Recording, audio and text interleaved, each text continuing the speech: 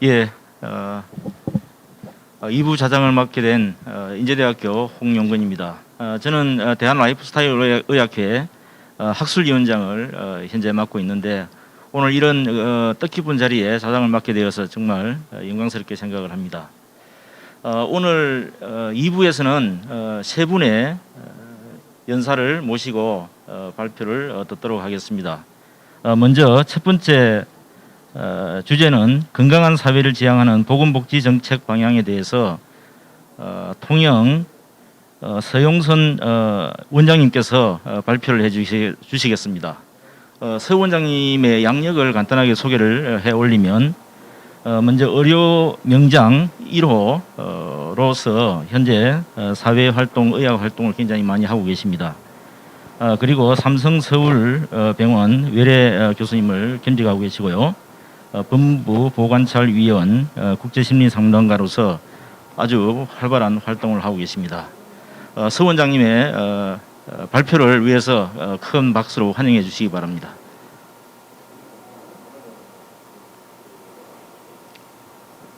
예, 안녕하세요.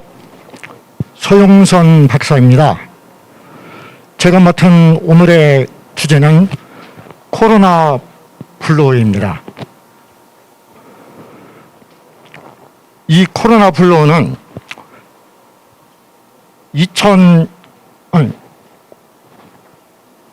작년에 발생해서 의사인 저도 1, 2개월이면 끝날 줄 알았습니다. 그런데 현재까지도 코로나가 진행돼 가고 있고 또 이 코로나는 사회 전반에 걸친 많은 변화를 가져오고 있습니다.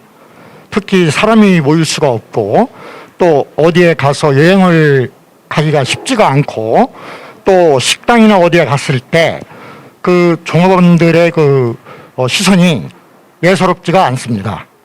저희 충무사랑병원은 정신건강의학과 병원인데 저희는 그 6개 시군에 사회복지시설 2천여 명의 어르신들을 케어하고 있으며 가정간호사와 촉탁의사가 사회복지시설에 방문 진료를 하고 있습니다. 그래서 저희가 이번 주제를 코로나 블루로 정하고 사회적 이슈가 어떻게 하면 우리가 이 난국을 벗어날 수 있을지 같이 생각해 보고자 말씀드리겠습니다.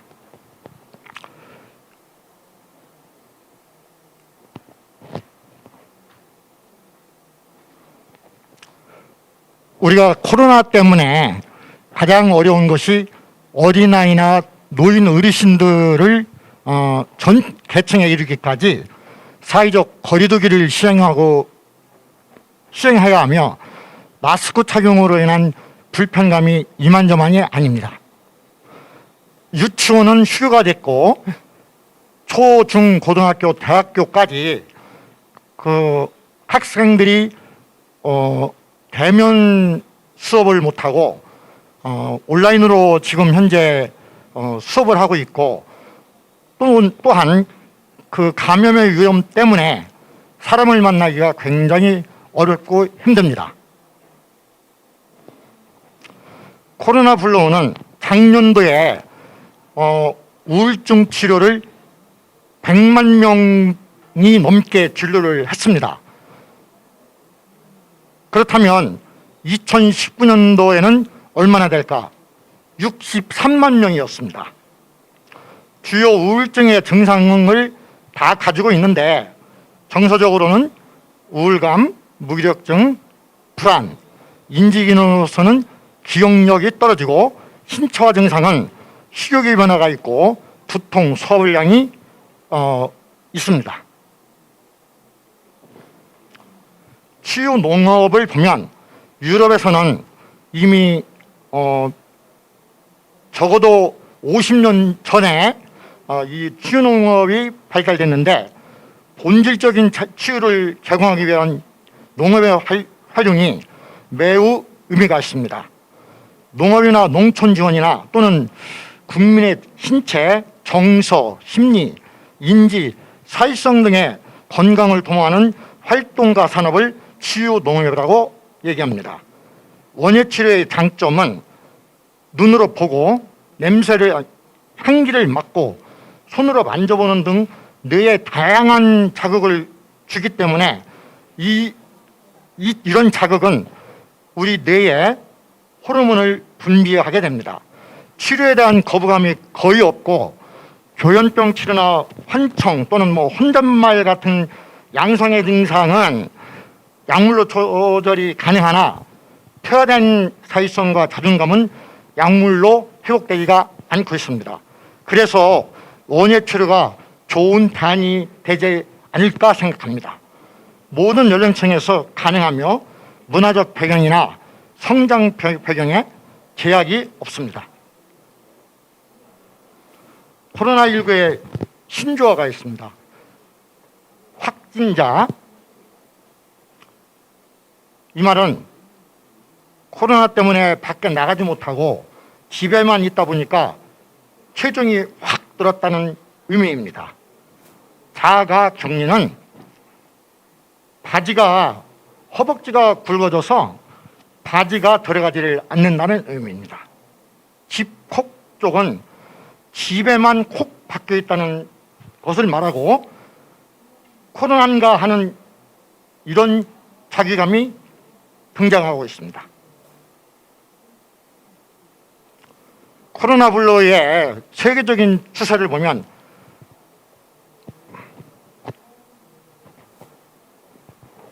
대한민국이 38%로 1등, 호주가 27%로 2등을 했습니다. 그러면 코로나가 어떤 때 전염이 되고 어떤 때 전염이 안 될까? 이것은 면역력과 깊은 관련이 있습니다. 예를 들어서 확진자가 있는데 50명이 그 공간에 있었다면 코로나 확진자와 직접 접촉을 하든 않든 자가격리를 해야 합니다. 그런데 그 중에 어떤 사람은 코로나가 걸리고 어떤 사람은 코로나가 걸리지를 않습니다. 또한 이것은 결국은 면역력과 관련이 있는데 이 면역력은 장에서 70%, 뇌에서 30% 정도를 담당하고 있습니다. 그렇다면 이는 신경물질의 분비가 되는데 우리의 심장이나 장 또는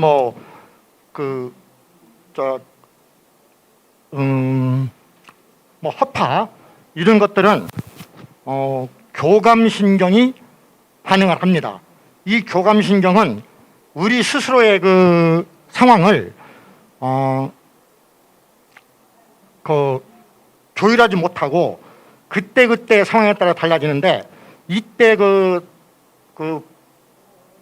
분비되는 호르몬이 스트레스 호르몬이라 하여 코티졸 또는 아드레날린이라는 그런 호르몬이 분비됩니다. 이것은 또 뇌신경 호르몬의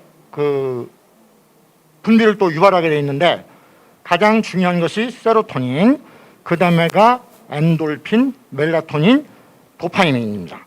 세로토닌은 뭐냐? 우리가 행복감을 느끼고 있을 때에 분비가 되는 호르몬이 세로토닌입니다. 우리가 지금 공부하는 원예치료나 치유농법은 세로토닌과 밀접한 관련이 있습니다. 또한 도파민은 다들 아시겠지만 치매를 가져오는 호르몬 중에 하나입니다.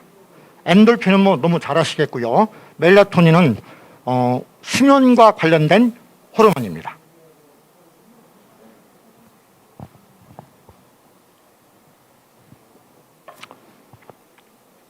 제가 코로나19 발생 후에 아까도 말씀드렸던 사회복지시설 그리고 저희 병원 그리고 다는 할 수가 없어서 직원들 388명을 요양원과 우리 충무사랑병원 직원을 묶어서 표본 조사를 했는데 그 중에 그 123명이 그 코로나 블루의 증상으로 발현되었습니다. 1인당 3개씩의 그 증상을 표시하게 했고 가장 많은 것이 우울감, 그 다음에가 스트레스, 그리고 답답함을 굉장히 많이 호소합니다. 이게 왜냐면은 혹시나 일자리가 없어지지 않을까 아니면은 문을 닫을지나 않을까 하는 그런 그 두려움이고 사람을 만나고 또 가족들과도 어디 밥을 먹으러 나가기가 쉽지가 않습니다. 왜냐면은 5명이 가면 그 맞기 때문에 식당에도 가기가 쉽지 않았고, 예. 그 중에 심리 상담을 110명을 했습니다. 신경인지 검사를 포함해서 했고 상담을 했습니다. 그랬더니 한 번에서 4번까지 했을 때에 증상이 369개의 증상이 105개의 증상으로 감소가 됐고 인원수는 46%가 줄었습니다. 증상으로 보면 71.5%의 호전을 보이고 있습니다. 보시다시피 우울감, 스트레스, 답답함 전반적으로 상당히 그 효과가 있습니다. 서울시민은 어느 통계 보니까 코로나19 이후 그 코로나 우울증이 유병률이 62%에 이를 정도로 전반적으로 사회 전체에 지금 나타나고 있고 10명 중 4명은 10년 이내에 서울을 떠나겠다 이렇게 얘기한 제가 그 통계를 제가 보았습니다.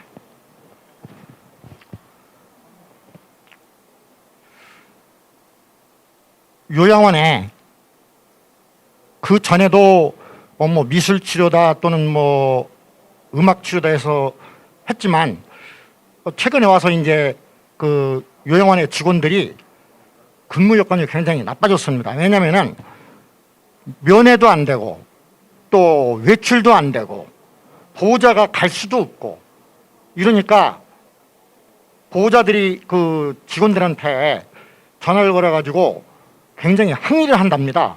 그거에 대한 그 스트레스가 이만저만이 아닙니다.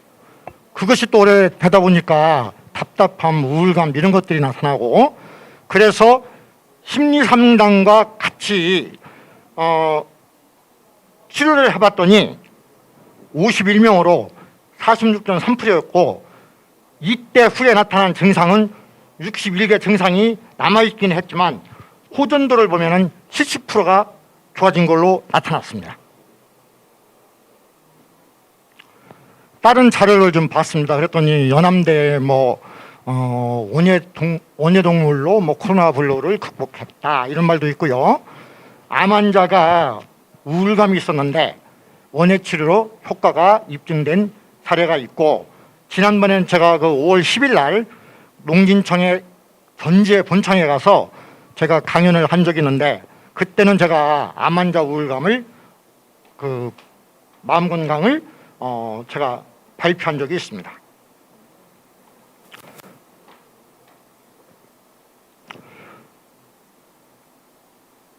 다른 문헌을 또 보면 정신건강 영역에서의 원예치료 또 치유 문법은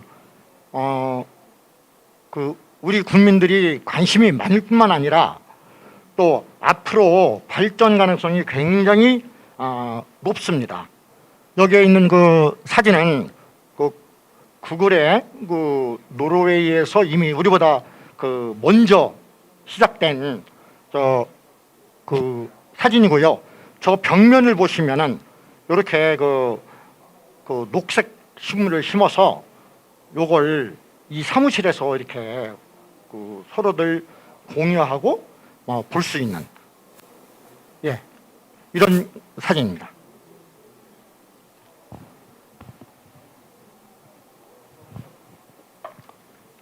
그러면 원예 치료가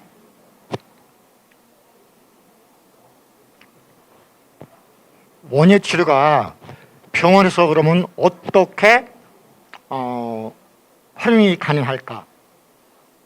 이것은 저희 병원은 이제 정신건강의학과 병원이다 보니까 입원 환자가 200명이 넘습니다. 그런데 이 환자들을 밖으로 외출을 내보내지도 못하고 또 외박도 또 하지 못하고 그동안에 거의 한 1년 동안을 면회조차도 못하는 그런 어려움이 있었습니다. 그래서 외부에서 저희가 전문 강사를 병원에 프리랜서로 초빙을 해서 원예 활동을 해봤습니다. 씨앗도 심어보고요. 그다음에가 이제 저희 옥상 정원이 350평인데 한 120평 정도가 텃밭이 되어 있고 또 뭐 식물도 재배를 해봤고 그다음에가 이제 꽃의 향기도 맡게 해줬고 하다 보니까 상당한 스트레스 내지는 증상들이 호전됐고 또 심리 안정도 되고 또 사회성 도모에도 큰 이익이 있었습니다. 환자들을 대상으로 통계 수집 및 자료 분석을 실시하여 치료 효과 극대화 및 보완 치료를 시행하고 있습니다. 면역력 증가 방법은 여러 가지가 있겠지만 몇 가지만 소개하려 합니다. 치매도 면역력과 관련이 있습니다. 암은 이미 정설로 나와 있습니다. 왜냐하면 하루에 10만 개의 암세포가 발생되는데 정상인 면역력이 있는 사람들은 그 암세포를 다 사멸시킬 수 있습니다. 그러나 면역력이 떨어지면 암이 발현하게 됩니다. 제가 지난번 과거에 갔을 때 공간을 나누는 칸막이 시설에 녹색 식물을 이렇게 올려져 있었고 또 벽에도 아까 노르웨이 사진에 봤던 것처럼 그렇게 녹색 식물들을 키우고 있었습니다. 그래서 저도 이걸 병원에 도입을 해야 되겠다 생각을 하고 있고 이제 다음 달에 이제 개원하는 암 유형 병동에는 이것을 지금 도입하려고 지금 이미 사람들을 만나고 있습니다. 또 토마토나 또는 부룩 여러 가지 과일들 사과 같은 그런 것들을 주술해서 먹을 수도 있고요. 또 식사도 가능하면 한국 전통식 위주로 균형 있는 그리고 건강한 식사를 한다면 그리고 건강한 장 만들기는 무슨 말이냐면 우리 내장기관에는 38조 개가 세균이 삽니다.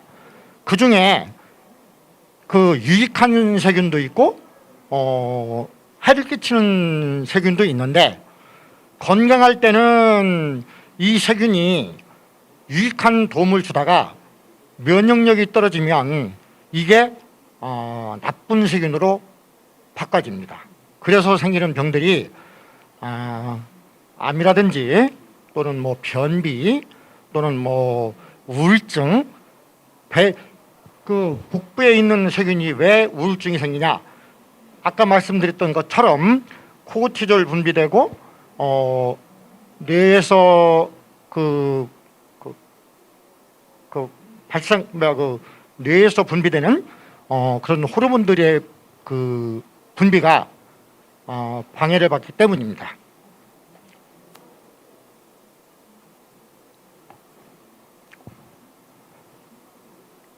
저기 아까 우리 첫 번째 그 발제해 주신 저 김광진 과장님 보이시고 제가 옆에 있습니다. 예.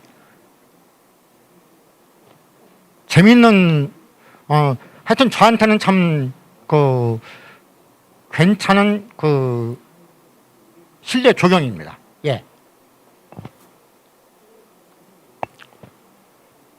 실내 정원의 모델을 보면 그 양쪽 공간을 파티션으로 화초나 식물을 놓여진 분리대로 그 장치를 했고, 녹색 식물이 심겨진 그 화분을 벽에 가지런히 놓고 시각적 효과 및 공기 정화 그 방법을 구현하고 있었고, 녹색 공간은 그 사람이 심리적 안정 및 시각적 효과가 매우 뛰어납니다. 예. 의료 영역에서의 원예 치료는 치유 농업도 포함합니다. 예. 적용 대상을 보면 우울증, 치매, 조현병, 불안, 공황장애 등은 이미 우리 정신과 의사들은 정설로 지금 받아들이고 있고요. 아이들의 그 발달 장애도 있고, 그다음에 이제 뇌병변 쪽도 이제 지금 연구가 계속 되어지고 있습니다. 중요한 것은 경도 인지 장애가 문제입니다. 이 경도 인지 장애는 이 장애를 받고 대개 1, 2년 있다가 치매로 넘어가는데, 이 예산이 그 요양원에 갔을 때에 한 달 그 보험 수가가 1인당 200만 원씩을 줍니다. 그러면은 우리나라가 지금 그 치매 환자가 19년도가 83만 명, 아마 지금은 100만 명이 넘을 거예요. 잠깐 아까 그 저기 그 로비에서 청장님과 대화를 나누는 중에 청장님도 이 문제에 대해서 알고 있었고, 저도 또한 이 문제에 대해서 심각하게 지금 보고 있습니다. 결국은 뭐냐면은 저 경도 인지장애를 치매로 그 가는 기간을 1년만 늦추면 100만 명 중에서 200만 원씩 1인당 소요되는 그 보험 수가를 따졌을 때 이게 한 달에 2조 원입니다. 이것을 1년만 늦추면 그 매년 10%씩의 그 치매가 그 발생하는데, 그 숫자를 줄이는 것이 매우 중요하고 예산 절감을 하는데 굉장히 중요합니다. 제가 적어놓은 건 1년 치매 환자 1인당 평균 한 2,500만 원 정도의 예산이 소요되는 겁니다.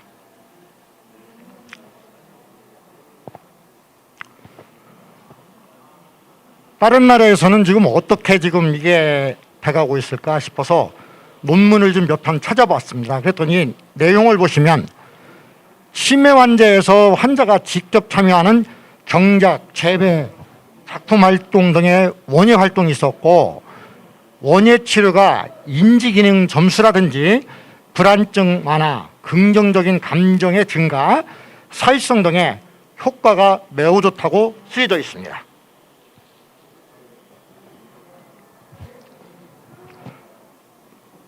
노인 전문병원의 그 사례를 한 가지 말씀드리면 90%가 치매 환자입니다.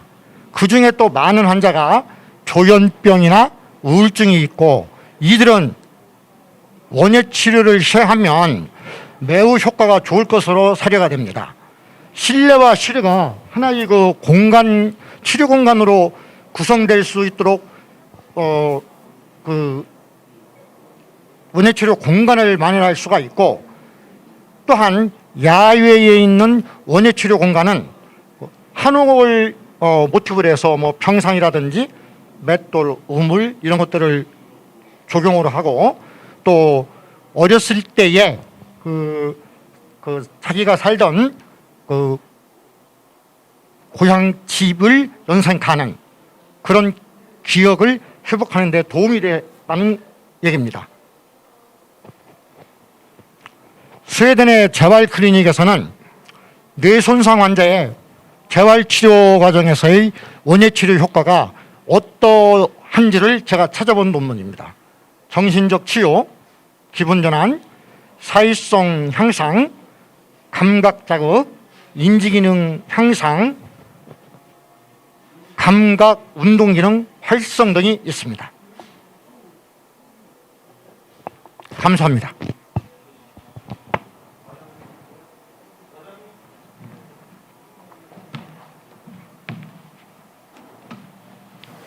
예, 서 원장님 발표 정말 감사드립니다. 다시 한 번 더 서 원장님께 큰 박수로 감사의 인사를 드리겠습니다. 다음은 2부 두 번째 연사를 소개해 올리겠습니다. 두 번째는 의학적 측면에서 바라보는 건강과 생활 습관 개선의 중요성에 대해서 대한 라이프스타일 의학회 회장님을 역임하고 계시는 조백환 회장님께서 발표를 해주시겠습니다. 조 회장님의 양력을 간단하게 소개해 올리겠습니다. 회장님께서는 전북대학교 의과대학에 재직 중이시면서 후진 양성과 환자 치료에 오랜 기간 역할을 해오셨습니다. 그리고 대한 라이프스타일 의학회를 창립하시고 현재 회장직을 역임하고 계시며 진안군 의료원장을 맡고 계십니다.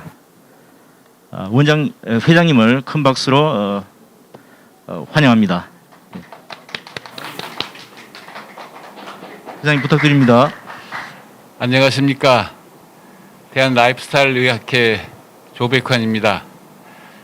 오늘 제가 말씀드릴 내용은 의학적 측면에서 바라보는 건강과 생활습관 개선 이렇게 지금 타이틀은 되어 있습니다. 치유농업이 실제로 이제 금년에 시행이 되면서 제가 이 농업혁명이라는 말을 한번 찾아보았습니다. 사실 인류사적으로 보면 280만 년을 수렵과 채집에 의존해서 살았다가 이제 근래 말년 정도를 농업을 하면서 정착을 한 것으로 되어 있습니다. 이것은 사실상 라이프스타일의 혁명이었다고 합니다. 그러니까 표현을 수렵과 채집에서 수렵과 채집 생활을 할 때는 산과 들을 뛰어다니다가 경작지 주변에 이제 모여 살게 되었기 때문에 그 스타일이 변했다 하는 뜻이겠습니다. 이 말년 정도의 그 농업의 역사 중에 오늘 제가 이 보여준 흉측한 좀 그림이긴 합니다만 이 미이라가 지금부터 5,400년 전에 살았던 사람의 흔적입니다. 근데 이제 이 미이라가 발견된 게 1991년 알프스 산맥에서 발견이 됐는데 이 사람의 위장관 속에 그 들어있던 음식을 통해서 당시 어떤 음식을 먹었는지 이를 추측을 한 기사가 있습니다. 근데 이제 그 내용을 보면 이 사람이 발견된 게 알프스 산맥의 외치라고 하는 지역에서 발견이 됐습니다. 그러니까 이제 고산 지역인데 거기까지 올라가면서 아마 알프스 산에서 그 채취해서 먹었을 거라고 생각되는 음식물과 그다음에 육식의 흔적, 그다음에 탄화되어 있는 그런 것들이 대장에서 발견이 된 걸로 보면 육식은 아마 불에 처리해서 섭취했을 것이다. 그러니까 초기에는 채식하는 인간이 아니었을까 하는 이제 생각을 가지고 있었는데, 잡식 요즘 인류하고 똑같이 동물성, 식물성 다 뭐 가리지 않고 보이는 대로 아마 식사로 섭취했던 것 같습니다.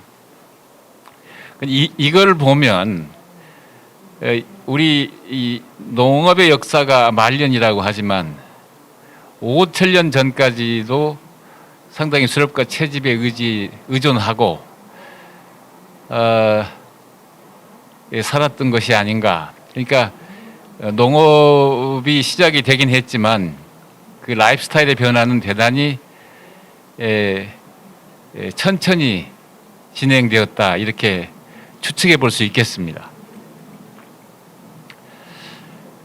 사실 농사라고 하는 것이 물과 불가분의 관계에 있기 때문에 저기 이집트 벽화에 나온 것인데요. 수량이 풍부했을 때, 즉 강이 범람했을 때 문명이 발달했고 또 재물이 축적이 됐던 것 같습니다. 그때 이제 주로 피라미드가 건설이 된 시기가 세 차례 있었는데 그 세 차례가 다 강의 범람과 관련이 있었다고 그럽니다. 근데 이런 그 물이 있는 곳에 이제 그 사람들이 모여서 살게 되고 경작지가 만들어지고 아마 했던 것 같습니다.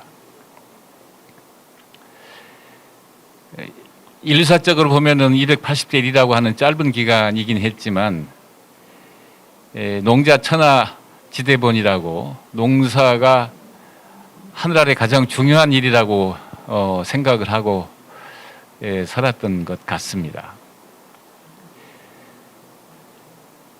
히포크라테스가 이제 이런 말을 했다고 하지 않습니까? 이제 식약동원, 음식 섭취가 약처럼, 또 그렇게 이제 그 중요하다 하는 그런 뜻으로 얘기를 했던 것 같고, 농업혁명이 시작되고 한 상당히 오랜 기간이 지난, 이렇게 히포크라테스가 지금부터 한 2300년, 2400년 정도 전 사람이라고 한다면 수천 년이 지난 다음인데, 그때도 이제 신체 활동을 중요하게 생각을 했던 것 같습니다.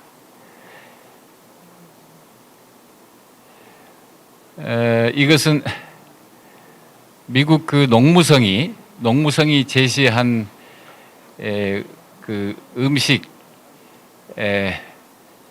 식사 권유 시스템이라고 그럴까요? 이게 1916년에 시작해서 2011년까지 7번 개정이 됩니다. 그러니까 농무성은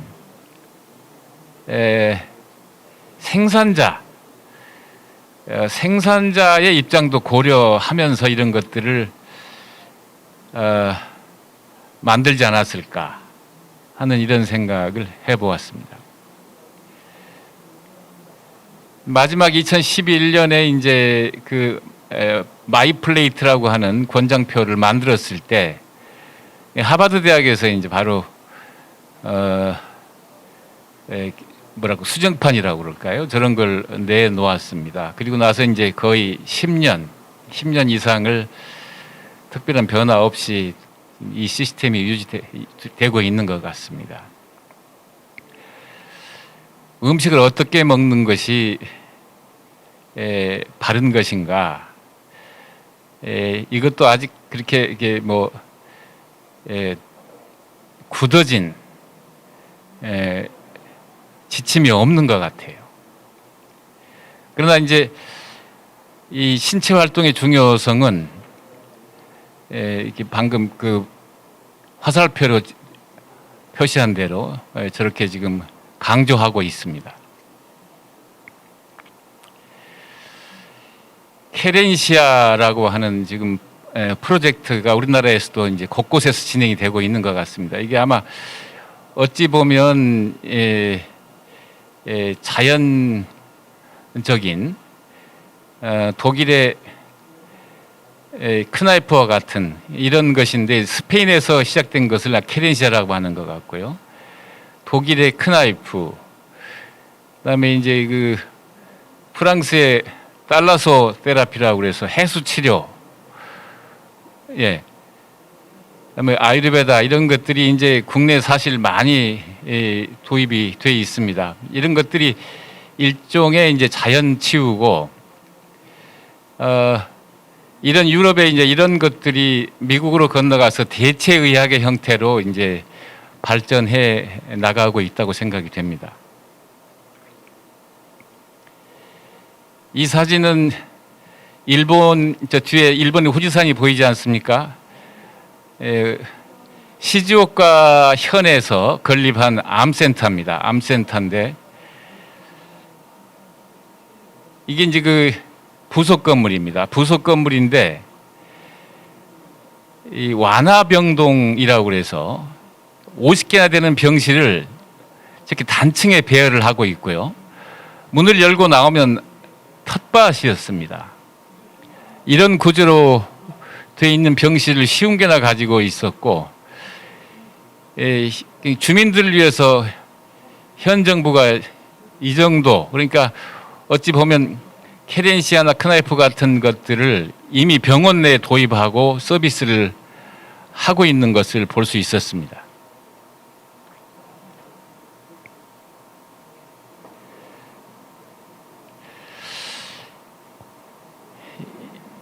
이 표지는 작년에 타임 매거진 1월호에 이제 부록으로 나왔던 것인데요. 대체 의학에 대한 내용인데 거기 제목에다가 의학의 새로운 주류라고 표현했습니다. 그러니까 사실 대부분의 전통 의학은 뭐 역사가 굉장히 오래된 것이고 때로 그 사람들 얘기로는 전통적인 의학인데 왜 새로운 주류라고 표현을 했을까 하는 생각을 해보았습니다. 아마 이것은 현대의학에 대한 기대가 실망으로 나타난 표현이 아니었나 이렇게 생각을 합니다. 이런 그 보완 대체 의학도 이 근거 중심으로 발전시키고자 노력을 하고 있습니다.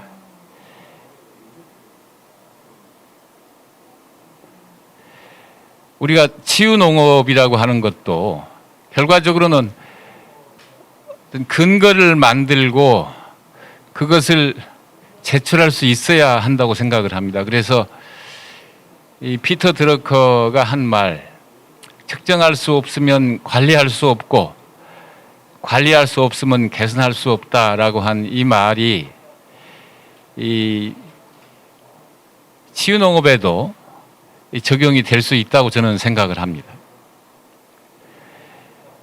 우리가 제시한 근거들이 가치가 각각 다르게 이제 이게 평가가 되고 있고요. 높은 가치를 만들어내야 실제로 이제 그 소비자에게 받아들여질 것입니다. 우리가 근거 중심 의학이라고 할 때 저렇게 세 개의 서클을 그립니다. 하나는 이제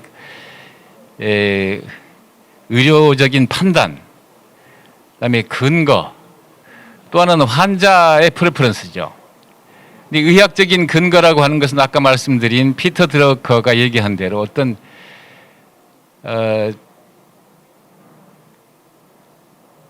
효과를 측정할 수 있고 효과를 나타낼 수 있는 근거, 그런 것들을 얘기한다고 하겠습니다. 좀 오래된 일이기는 합니다만 서울대학의 황상익 교수님이 현대의학은 과학적 의학이다는 말에 대해서 얘기를 하고 있습니다. 근데 이제 이 말 자체가 현대의학도 자연과학적이지 않다 하는 뜻이 포함되어 있다고 설명을 하고 있습니다.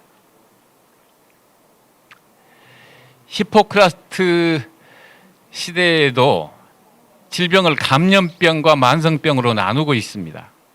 그게 이제 근대 의학에 들어서 감염병은 감염병 의학, 미생물 의학 등으로 이제 많이 밝혀지고 있지만 실제로 임상에 적용할 때는 공중보건으로 나타납니다. 만성병에 대해서는 이제 근대 의학에서는 심혈관 의학, 종양학, 내분비학 등으로 이제 그 내용이 많이 밝혀지지만 실제로 적용하고 가장 중요한 것은 라이프 스타일을 개선하는 것. 이것은 2300년 전이나 지금이나 변함없는 진리인 것 같습니다. 우리가 근거를 만들기 위해서 노력은 하지만 딜레마가 있습니다. 이 근거가 있고 없고 하는 것이 저렇게 무 자르듯이 쉽게 결론을 낼 수 있는 것이 아닙니다. 대부분의 이제 이 근거가 있다 없다 하는 결론들이 이 항생제의 그 임상시험 이런 경우는 또 항생제 치료에 대해서는 우리가 많은 근거를 만들 수가 있습니다. 쉽게. 그러나 항암제 치료의 경우는 근거가 있고 없는 게 굉장히 애매할 뿐더러 심지어 새로운 약이 나와서 그것이 효과가 우월하다, 우월하지 않다 하는 것도 불과 한 달 반 정도의 그 치료 효과 연장만 가지고도 항암제로서 판매를 할 수 있도록 허가를 해주는 지금 현재 시스템이 좀 그렇게 되어 있거든요. 그러니까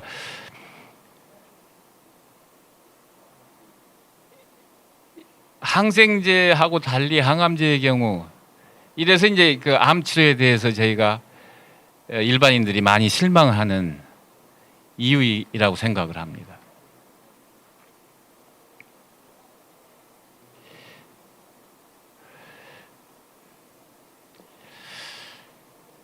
실제 대장암 4기의 항암 치료를 했던 그 기록을 제가 의과대학을 졸업한 1975년에서 2015년 사이의 변화를 이렇게 살펴본 겁니다. 이게 미국 종양학회에서 발표된 내용인데 이게 좀 그림은 복잡합니다만 내용은 이렇습니다. 지난 40년간 치료비는 125배가 상승했는데 생존 기간은 고작 6개월 연장이 된 겁니다.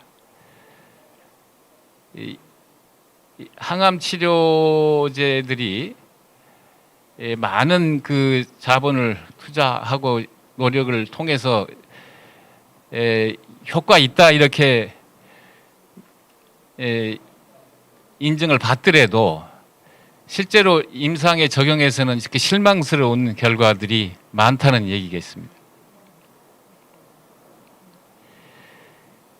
그래서 이제 실제 임상 근거를 만드는 것은 이제 실제 임상 자료들인데 실제 임상 자료들이 요새 이제 빅데이터를 통해서 쏟아지기 시작하니까요.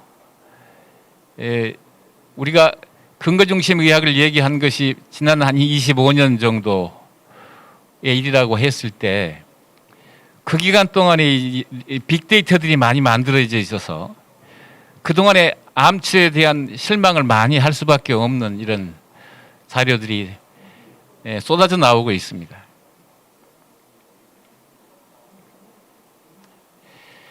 이 과거의 암 치료가 안전과 효과에 있었다면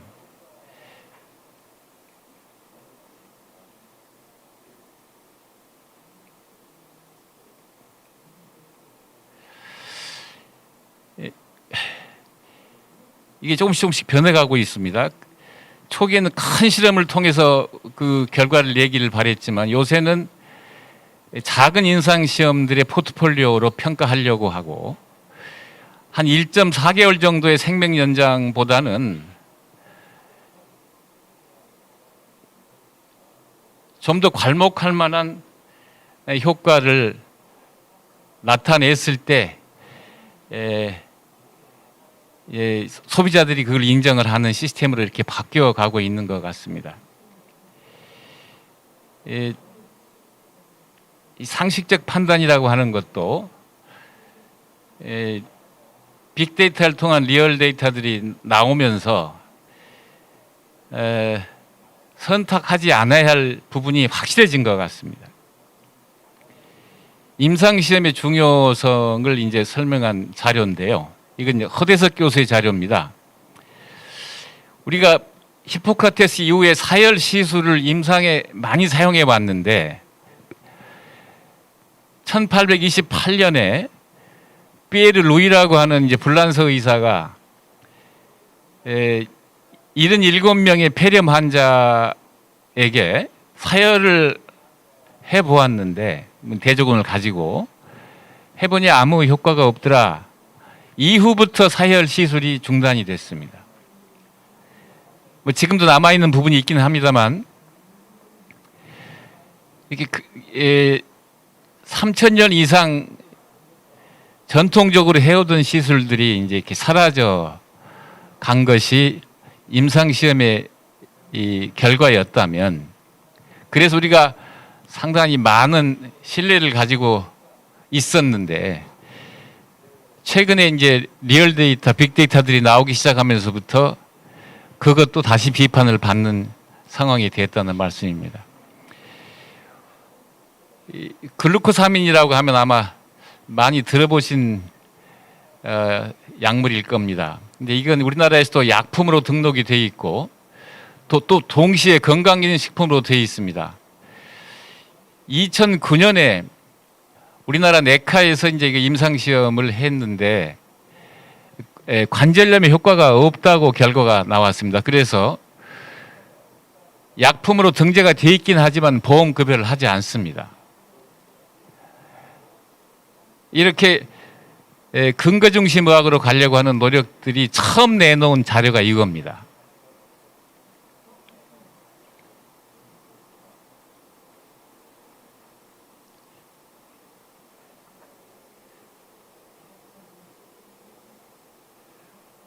이거 어떻게 애가 안 되는데.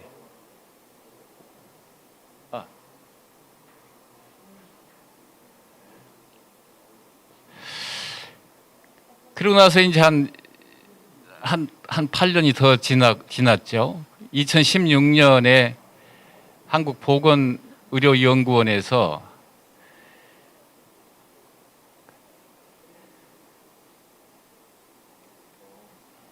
이게 내놓은 자료들이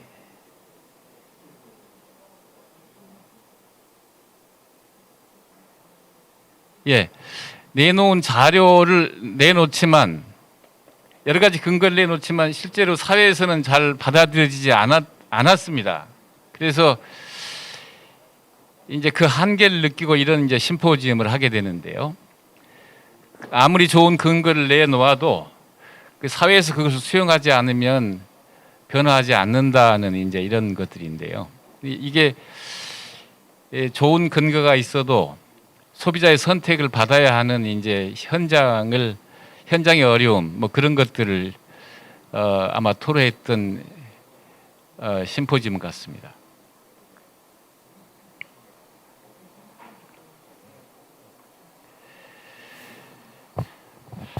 우리가 이 치유농업도 건강보험이나 이 실손보험에서 혜택을 받아야 비로소 이제 활성화되리라고 생각을 합니다. 그러나 이제 나라마다 그 건보라든지 이런 보험의 지불 제도가 다르기 때문에 우리나라를 보기 전에 독일이나 일본, 대만을 한번 보도록 하겠습니다. 특히 그 중에서 독일의 경우인데요. 독일의 경우는 우리나라처럼 의료보험이라고 하지 않고 사회보험이라고 합니다. 이게 사회보험이 시작된 것이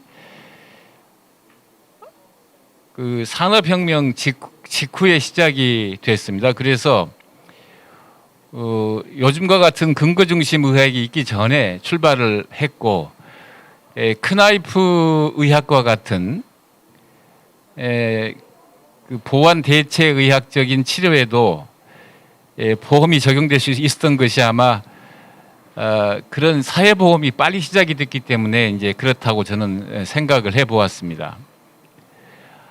아까 일본의 경우 두 번째, 일본의 경우는 뭐 이제 지불 제도는 저렇게 좀 복잡하게 표현했습니다만 실제로 보험 급여가 이루어지지 않습니다. 않고 있지만 아까 시주과 병원의 그런 그 어메니티, 쾌적하고 안락한 시설들을 보면 그건 이제 치유농업에서 우리가 볼 수 있는 여러 가지 것들을 병원 내에서 이제 제공을 하고 있는 내용을 볼 수가 있습니다. 한국은 의료보험 자체가 늦게 출발했고 불과 한 3, 40년의 역사에다가 굉장히 복잡한 이제 그 상대가치 점수와 환산 지수 이런 걸로 구성이 되어 있어서 그리고 의료 심사평가원이 아까 그루코사민처럼 엄격한 근거를 요구하기 때문에 그 보험 당국에만 이걸 그 근거를 가지고 들이대는 것은 좀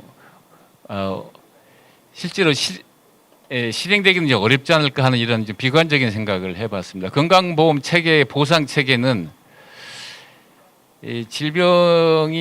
질병으로 인정되기 전에 사전 지불하는 방식, 즉 예방의학에 지불하는 방식이 있고 사부 지불이 되는 경우가 대부분입니다. 근데 이제 어떤 질병에 어떻게 지불할 것인가 하는 것도 해결해야 할 문제가 되지 않을까 이런 생각도 해보았습니다.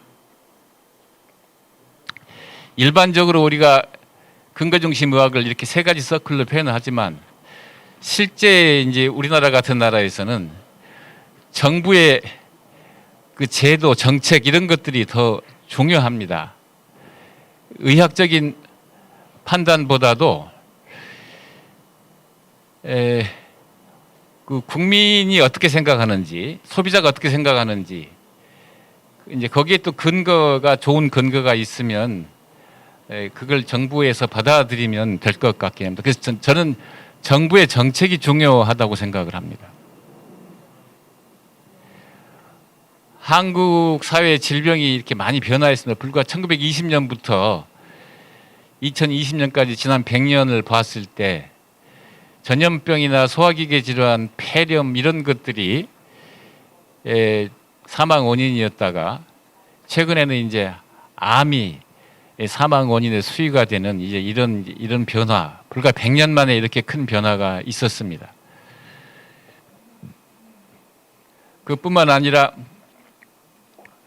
의료를 둘러싸고 있는 사회의 변화, 이것도 보면 그 고전 의학에서는 환자 의사가 1대1의 관계였지만 현재로서는 이제 건강보험이라든지, 건강보험이라는 얘기는 정부 정책이고 그다음에 제약회사나 약사 등 의료가 이제 이루어지는 현장에 굉장히 그 다양한 관계자들이 있다, 뭐 이런 변화가 까지 이루어졌다, 이런 말씀입니다.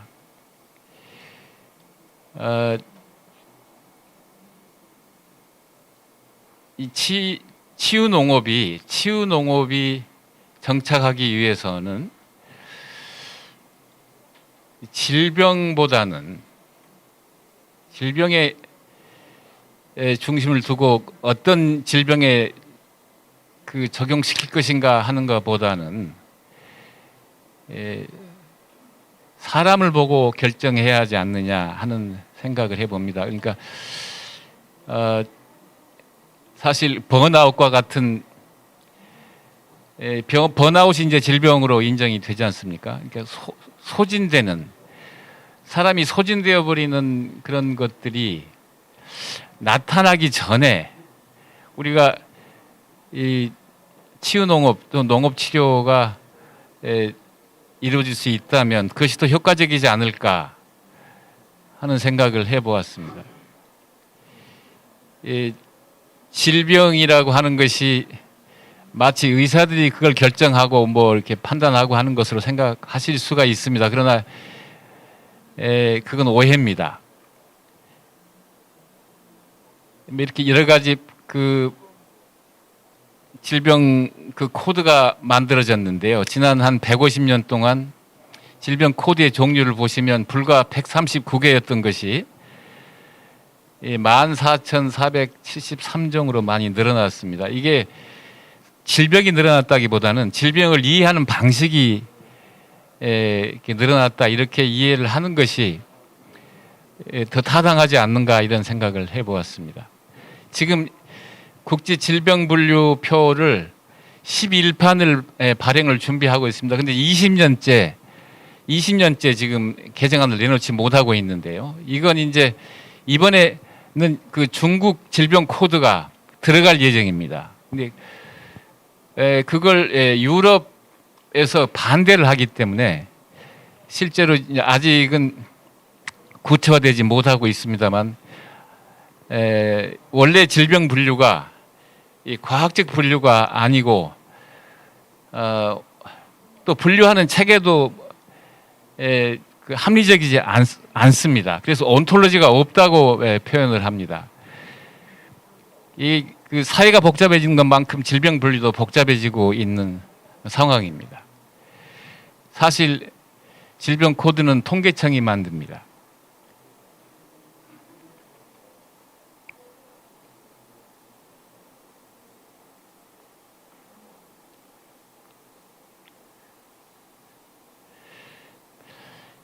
말씀드린 대로 이제 우리나라에는 한의 분류가 이미 들어와 있습니다. 우리나라의 질병 코드에는. 근데 이제 여기 보시면은 U20에서 33까지는 한의 병명이 들어가 있고 또는 80에서 89까지는 항생제 내성이 있는 세균 감염체 이런 것들이 들어 있습니다. 그리고 우리나라의 사생 체질도 지금 95부터 98까지 들어 있고요. 이렇게 지금 이제 우리나라에만 있는 코드들도 있습니다. 이건 이제 이번에 작년하고 금년에 이제 우리 코비드-19 이 질병 하나 때문에 코드가 얼마나 많이 생겼는지 한번 보시죠. 실제로 의사들이 이 중에 코드 하나만 사용하는 것이 많습니다.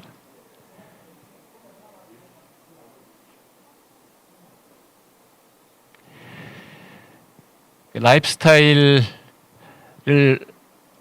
바꾸거나 거기에 관여하는 것이 우리 인류 역사를 봤을 때 굉장히 중요한 일이라는 것은 역사를 들춰보면 알 수 있습니다. 이게 약보다 사실은 더 효과적인 방법인데 이게 아직 보험 적용이 안 되고 있는 것이 우리 현실입니다. 지금까지 말씀드린 라이프 스타일과 관련된 의학이 기존 의학과 어떤 차이가 있느냐? 아까 힐링은 치료하고 달리 치유는 치료하고 달리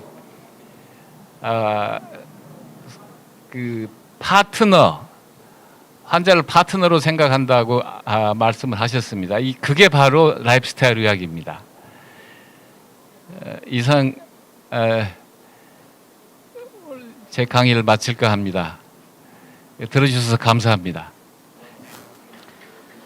예, 조백환 회장님 감사드립니다. 다시 한 번 더 조 회장님께 감사의 박수를 부탁드리겠습니다. 예, 그러면 이어서 2부 세 번째 연사를 모시겠습니다. 세 번째 주제는 땅 다양한 생명들과 같이 하는 치유농업이라는 주제로 홍성재 기획과 원장님께서 주제 발표를 해 주시겠습니다. 홍 원장님을 큰 박수로 맞아주시기 바랍니다.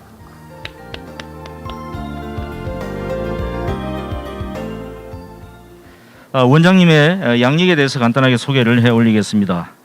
원장님께서는 제주 의료원 원장을 역임하셨고 현재 제주 외국인 평화공동체 상임 공동대표, 제주자연학교 이사장, 초록생명마을 대표, 그리고 제주생명농업 이사장을 맡고 계십니다. 원장님 발표 부탁드리겠습니다.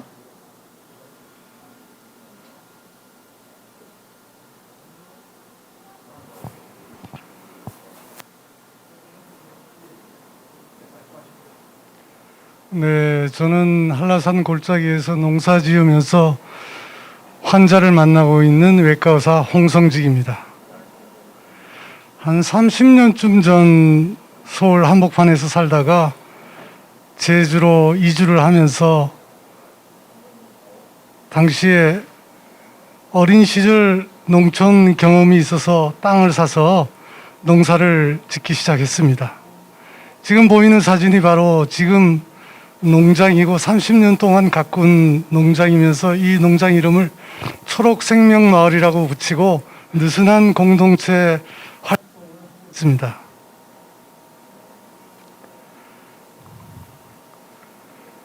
지금 바로 그 농장 모양을 보고 있는데 주로 녹차 농사를 한 5,000평 하고 있고 그 외에 여러 가지 나무들 그리고 약초, 식물, 꿀벌, 얀개, 표고버섯 같은 다양한 식물들을 재배하면서 지내고 있고 2년 전에 시내에 있던 클리닉을 저 산골짝 녹차밭 속으로 옮겼고 저 녹차밭 농장 창고를 클리닉으로 개조해서 지금 외과 환자를 보고 있습니다.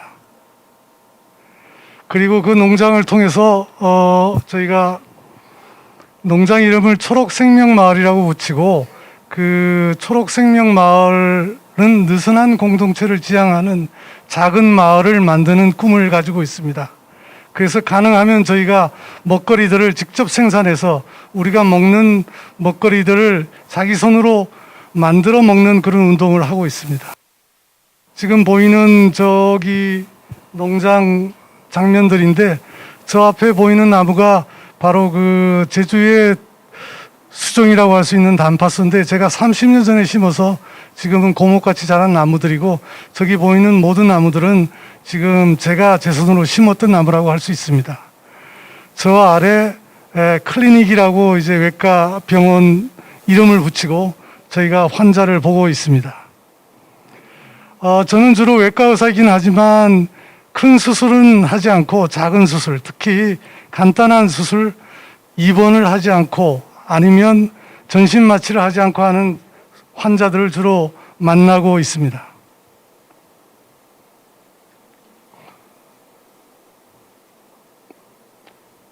다음은 우리 먹거리 문제들을 해결하기 위해서 직접 제가 종란을 구해서 부화시켜 가지고 양계를 하는 모습들입니다.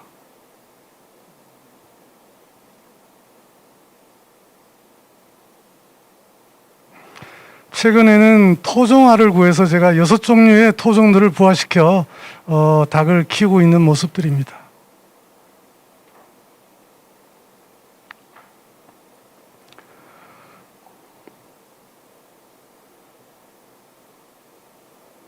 닭과 더불어서 오리, 거위, 토끼 이런 생물들을 키우고 있는데 저희 병원을 찾아오는 특히 아이 환자인 경우는 저 동물들을 보는 기쁨 때문에도 특별히 더 머물고 싶어하고 좋아하는 사람들을 볼 수 있습니다. 그리고 먹는 먹거리 과일부터 시작해서 야채, 계란, 그 다음에 감자, 토마토, 표고 이런 식물들을 직접 생산해서 나누고 먹고 팔기도 합니다.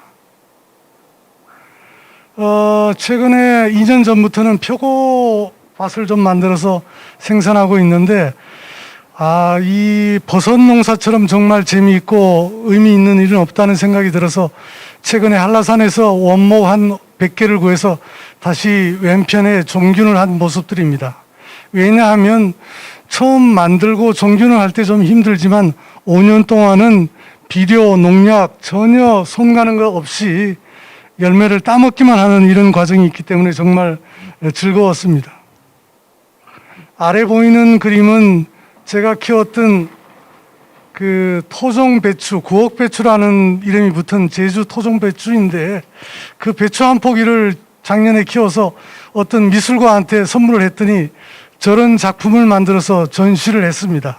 그리고 그 전시했던 그 배춧잎으로 된장국을 끓였더니 너무나 맛있고 소고기 냄새가 나는 것 같다는 그런 말씀을 듣고 제가 열심히 농사를 해야 되겠다는 그런 생각도 한 적이 있습니다. 저희 농장의 주 생산품은 녹차라고 할 수 있는데 사실 한국 사람들은 차를 많이 마시지 않기 때문에 처음 녹차 농사를 했던 사람이 힘들었는데 최근에 와서 스타벅스가 주로 일본에서 매입을 했던 가루 녹차들을 제주 녹차로 바꾸면서 제주에 녹차 농사를 짓는 사람들이 좀 숨통을 튼 것 같습니다. 이 모습은 올 초에 새로 난 순으로 지인들과 제 환자들과 같이 수제차를 만든 모습입니다. 그래서 즐겁게 수제차를 만들어 같이 마시는 과정까지 저희가 했는데 이런 과정들이 어쩌면 치유 농업의 일부가 될 수 있지 않나 이런 생각을 하면서 했습니다. 다음은 책꽂이가 있는 그림은 저희 홍성지교회과의 환자 대기실인데요. 코로나 사태가 일어나기 전까지는 그 환자 대기실에서 가끔 저희가 음악회를 열고 강연회도 열고 했습니다. 그리고 저희가 10년 전부터 에코 파티라는 이름으로 파티를 열어서 개인이 텃밭에서 키운 식물들 아니면 친환경으로 키운 작은 농부들의 작품들을 가져다가 시장을 열어서 서로 교환하고 판매하는 시장을 열었고 그 다음에는 그 재료들로 만든 음식들을 한 냄비씩 가져와 포틀락 파티라고 해서 파티를 열고 3부는 우리가 그 아마추어 프로들이 참여하는 연주회, 어떨 때는 전시회, 어떨 때는 강연회를 지속해 오다가 최근 코로나 사태 때문에 에코파티가 중단된 사태입니다. 그리고 아래 제일 오른쪽 아래에 보이는 사진은 최근에 기농 훈련을 받는 친구들이 저희 밭을 탐방 와서 표고밭을 돌아보고 있는 장면입니다.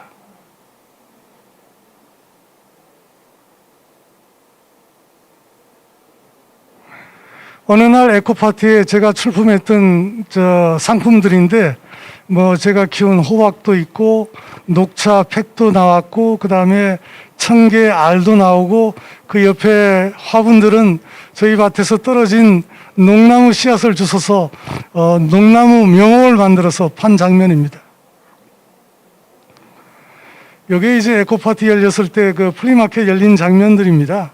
그래서 저런 동네 사람 멀리서도 찾아오는 사람들이 와서 플리마켓에 와서 팔기도 하고 사기도 하고 그 다음에 저런 연주회를 열어서 같이 듣기도 하고 참여도 하고 지금 사진에 보이는 연주가는 제주대학의 동문과 교수이신 박여성 교수님인데 아마추어 기타리스트긴 하지만 꽤 수준 있는 기타리스트라고 할 수 있습니다.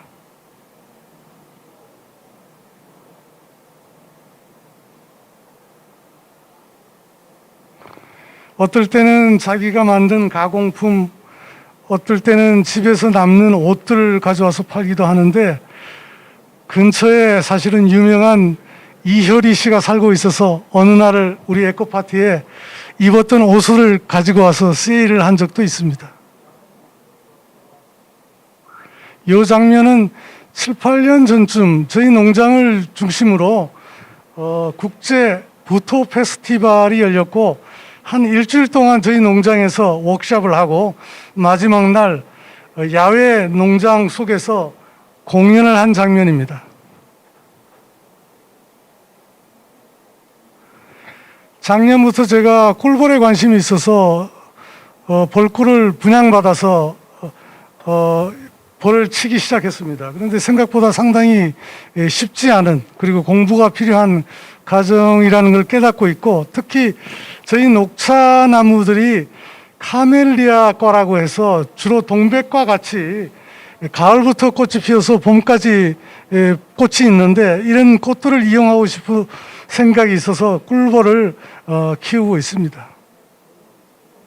같이 하는 토끼, 강아지들, 여러분 잘 아시겠지만 아기, 강아지, 병아리, 뭐 작은 생물들은 누구나 좋아하는 모습들이고, 제가 한 번은 전시회를 열면서 갓 부화되기 시작한 닭에 부화기를 갖다 놓았더니 모든 관객들이 거기만 쳐다보는 장면을 본 적이 있습니다. 다음에 보이는 야채들은 제일 왼쪽 위에 있는 게 구옥배추, 그리고 그 옆이 가을에 심어서 그 다음에 여름에 거두어 들였던 양배추 모습입니다. 그 잎들은 벌레들이 먹었지만 속 알맹이는 아주 튼튼하게 친환경으로 키워서 맛이 있었고, 그 옆에 보이는 무는 제주도 토종 무 모습이고, 그 아래 보이는 상추들은 작년 봄에 여름에 심어서 지금까지 잘 따먹고 있는 상추 모습입니다. 제주도가 안개가 많이 끼는 날 찍었던 저희 클리닉 모습입니다.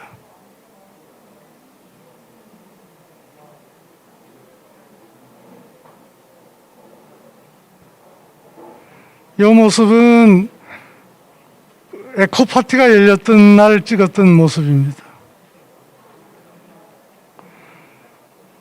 왼쪽 보이는 사진은 아로니아라고 들어보셨는지 모르겠습니다. 요즘 건강식품으로 유명한 아로니아 꽃머리가 맺혔을 때 찍었던 사진이고, 오른쪽 위의 모습은 그 구옥배추라고 한번 심었는데 너무나 재미를 봐서 이번에 그 구옥배추 토종 씨앗을 보기 위해서 꽃을 많이 피우고 씨앗을 거두어 드리고 있습니다.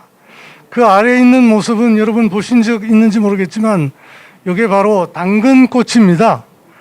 당근은 유럽에서 처음 도입될 때 화초로 도입될 정도로 꽃이 예쁘다고 그러고, 또 최근에 와서는 당근이 땅을 오염시킨 중금속을 제거하는 식물로 유명해져 있습니다. 여러분 혹시 당근을 드실 기회가 있으면 반드시 유기농 아니면 자기가 키운 당근을 먹어야 되지 않을까 이런 생각을 좀 해봅니다. 녹차밭 모습이고요.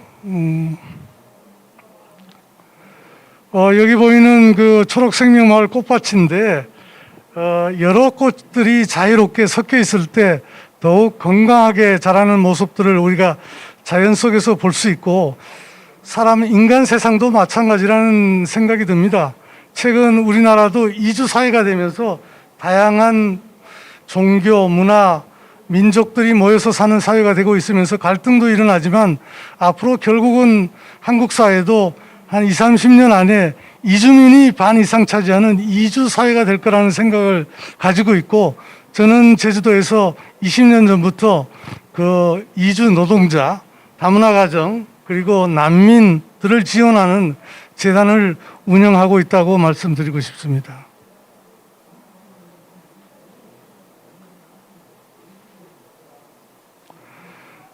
요분은 사실은 특이한 환자에서 제가 그림을 한번 올려봤습니다. 제가 막 그 시골 농장으로 병원을 옮겼을 때 어느 날 환자가 한 분 오셨는데 경운기를 몰고 오셨어요. 그래서 여쭤봤더니 한 40분간 경운기를 몰고 오면서 힘들지 않았냐고 하니까 소풍 오는 기분으로 아주 즐겁게 왔다는 그런 환자를 만나서 제가 그날 사진을 찍어서 좀 올려봤습니다.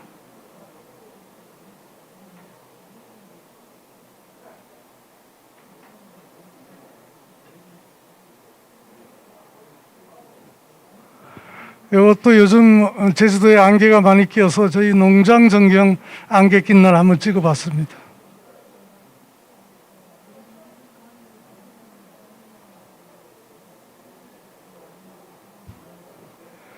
아이고. 이 사진을 보면 똑같이 보이지만 왼쪽 사진은 나무의 나이테고 오른쪽 사진은 사실은 인간의 지문입니다. 너무나 닮아 있지 않습니까?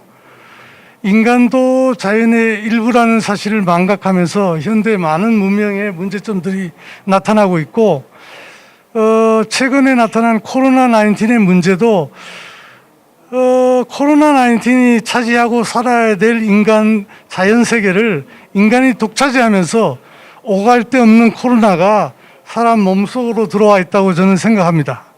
그래서 코로나19의 문제 근본적인 해결책은 물론 백신이나 치료제의 도움도 있겠지만 궁극적인 해결은 원래의 자연 모습을 회복하고 그 자연의 일부를 야생과 코로나19에게 돌려주는 게 궁극적인 해결책이라고 저는 생각해서 이런 사진을 한번 올려봤습니다. 어느 에코파티가 열렸던 밤 모습입니다. 작년 저는 그 수세미 농사를 지어서 아주 재미를 봤습니다. 요즘 아마 그 수세미로 그릇을 닦는 주부가 없을 거라고 생각하는데, 나이롱 쇠로 된 수세미보다 수세미가 얼마나 좋은지 한번 체험해 보시면 알 겁니다. 그래서 여러분 한번 그 자연의 수세미를 구해서 그릇을 한번 설거지 해보라고 권하여 보고 싶습니다. 오른쪽에 보이는 사진은 구옥 배추를 키워서 아주 재미를 봤기 때문에 한 100평 농사를 지었는데, 저 배추를 한 200분 환자들한테 나눠줬더니 그게 다시 다른 선물이 되어서 돌아온 현상을 보고 아주 재미있었습니다. 제가 지금 하고 있는 홍성직 외과, 그리고 생태 공동체를 지향하는 초록생명마을, 그리고 가끔 문화 공간을 운영해서 연주회, 그 다음에 그 전시회 같은 거를 열고 있다는 조그만 그 저희 간판을 붙여놓고 있는데, 환자들이 올 때마다 간판이 왜 이렇게 작냐고 불만이 좀 많아서 간판을 좀 바꿔야 되겠다는 생각을 좀 하고 있습니다.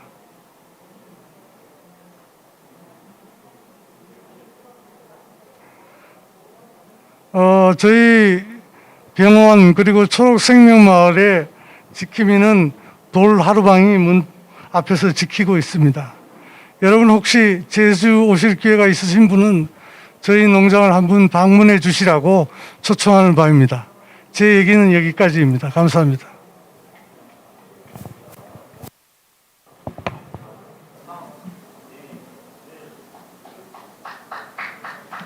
예, 홍 원장님 발표 감사드립니다. 예, 이상으로 세 분의 연사를 모시고 제2부 의학 분야 치유농업 관련 추진 현황에 대한 주제 발표를 모두 마치도록 하겠습니다. 세 분 발표해 주신 연사분들께 다시 한 번 더 감사드립니다. 감사합니다.